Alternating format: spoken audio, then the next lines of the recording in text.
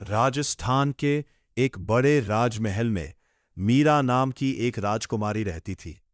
महल में सोने चांदी की कोई कमी नहीं थी, लेकिन मीरा का मन इन सब में नहीं लगता था।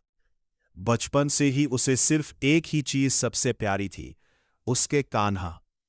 एक दिन छोटी मीरा ने अपनी मां से पूछा, मां, मेरा दूल्हा कौन होगा? मां ने मुस्कुराकर मजाक में श्री कृष्ण की मूर्ति की ओर इशारा करते हुए कहा, यही तुम्हारे दूल्हे हैं। बस उसी दिन से मीरा ने श्री कृष्ण को अपना सब कुछ मान लिया। वो उनसे बातें करती, उन्हें सजाती, उनके लिए भजन गाती। समय बीता और मीरा बड़ी हो गई। उनकी शादी एक बड़े राजघराने में कर दी गई। लेकिन शादी के बाद भी मीरा का प्रेम सिर्फ कृष्ण के लिए था। वो हर समय मंदिर में भजन गाती रहती। राजमहल के लोगों को यह पसंद नहीं था। उन्हें लगता था कि मीरा राजघराने की मर्यादा भूल चुकी है। एक दिन महल की रानी ने क्रोध में कहा, मीरा, तुम एक रानी होकर मंदिरों में नाचती हो, लोग हमारा मजाक उड़ाते हैं। मीरा शांत स्वर में बोली, जिसे संसार का डर हो वो प्रेम नहीं कर सकता। मेरे लिए तो मेरे कान्हा ही सब कुछ है। धीरे धीरे मीरा के विरोधी बढ़ते गए।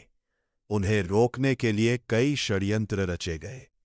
एक रात मीरा को विष का प्याला भेजा गया। संदेश आया, यह श्री कृष्ण का प्रसाद है।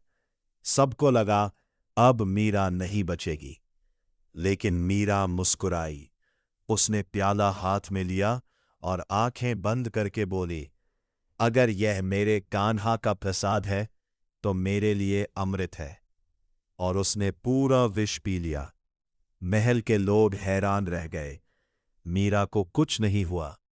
कहते हैं वो विष अमृत बन गया था। इसके बाद भी मीरा पर अत्याचार होते रहे, लेकिन उसकी भक्ति कभी कम नहीं हुई। एक दिन मीरा वृंदावन चली गई। वहां वो दिन रात कृष्ण भक्ति में डूबी रहती। उसकी आवाज सुनकर लोग रो पड़ते थे। हर भजन में ऐसा प्रेम था कि लगता था स्वयं कान्हा सुन रहे हैं। फिर एक रात मंदिर में भजन गाते गाते मीरा श्री कृष्ण की मूर्ति के पास गई। लोगों ने देखा, मंदिर में तेज प्रकाश हुआ, घंटियां बजने लगी और अगले ही पल मीरा वहां नहीं थी। कहते हैं मीरा श्री कृष्ण में समा गई थी। आज भी मीरा की भक्ति हमें सिखाती है कि सच्चा प्रेम और सच्ची भक्ति कभी व्यर्थ नहीं जाती। जो पूरी श्रद्धा से भगवान को पुकारता है, भगवान स्वयं उसके पास आ जाते हैं।